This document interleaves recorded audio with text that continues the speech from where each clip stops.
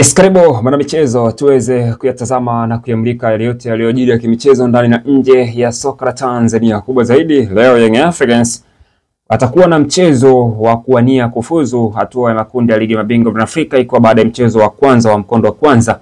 Leo ni mchezo wa mkondo wa pili ambao utaamua mshindi wa jumla kwenda kucheza hatua inayofuata ili aweze kutinga hatua ya makundi ya ligi mabingwa barani Afrika. Young Africans dhidi ya Wydad Benguela kutoka pale Angola. Mchezo uliopita Young Africans walishinda kwa mabao 3 na mpira mkubwa. Leo wanataka kuandika historia nyingine, wanataka kuonesha boli likitembea kwa maana kwamba liwe la kuvutia kwa mashabiki, maana Benjamin Mkapa ni sehemu salama kwa wananchi. Sasa tunafahamu kikosi ambacho kimekuwa kikipangwa mara kadhaa cha Young Africans na Romain Folz kimekuwa na mabadiliko makubwa. Ukitazama ukirejea kwenye mchezo wa Yanga dhidi ya Pamba Jiji, ni mchezo ambao ulitoa tafsiri ya kwamba Young Africans wana kikosi kipana, lakini wanaweza wakaanza na wachezaji ambao watakuja kuwachosha wapinzani, alafu hapo baadaye wakaingiza kikosi cha kuleta ladha ya burudani na kupata matokeo sahihi. Sasa kocha Romain Folz leo ni siku ya kutoa burudani kwa wananchi, kwa maana kwamba kikosi ambacho anaingia nacho ni kikosi imara na bora kweli kweli kama ifuatavyo. Naamini anakwenda kuanza kwa staili hii. Mlinda mlango atabaki kuwa Djigui Diarra. Furubeki wa kushoto kulia anakaa Patrick Israel Mwenda. Alafu kushoto, mbavu ya kushoto anachukua Mohamed Hussein, kwa sababu hao wote ni wachezaji ambao ni wazuri kwenye kujenga mashambulizi, wana uwezo wa kufika eneo la mwisho kwa ajili ya kuhakikisha kwamba wanapiga cross. Mohamed Hussein kwenye mchezo wa mwisho tu ametoa assist walipocheza dhidi ya Pamba Jiji. Patrick Mwenda pia alitengeneza nafasi ambazo safu ya ushambuliaji haikuzitumia vizuri. Kwa hiyo ni miongoni mwa walinzi wa pembeni wazuri ambao watakwenda kuonesha kitu kizuri kwenye mchezo wa marudiano.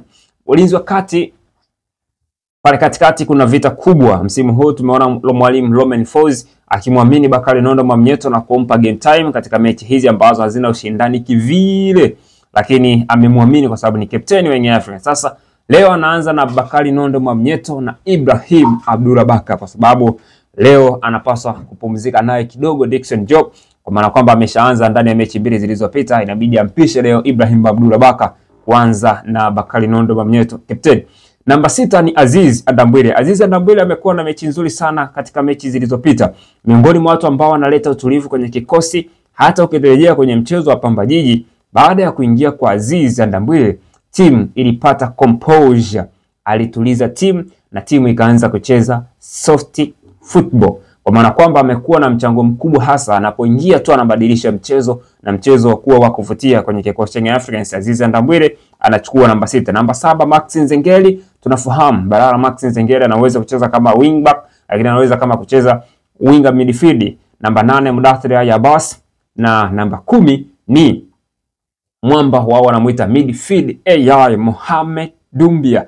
Kwenye mchezo wa kwanza wa mkondo wa kwanza dhidi ya Wydad Benguela alitengeneza nafasi 6 peke yake kwa Prince Mpumelelo Dube. Bahati mbaya tu Dube siku hiyo hakuwa na siku njema kazini, hakuzitumia, lakini leo tena anarejea kwenda kuhakikisha kwamba safari aliyoianza ya kutengeneza nafasi kwenye kikosi cha Young Africans inakwenda kutimizwa vyema. Miongoni mwa washambuliaji, kiungo mshambuliaji namba 10 bora sana, ana uwezo wa kushoot, lakini kinachowashangaza watu wengi ni namna ambavyo anapiga pasi zake za mwisho kwa maana ya assist.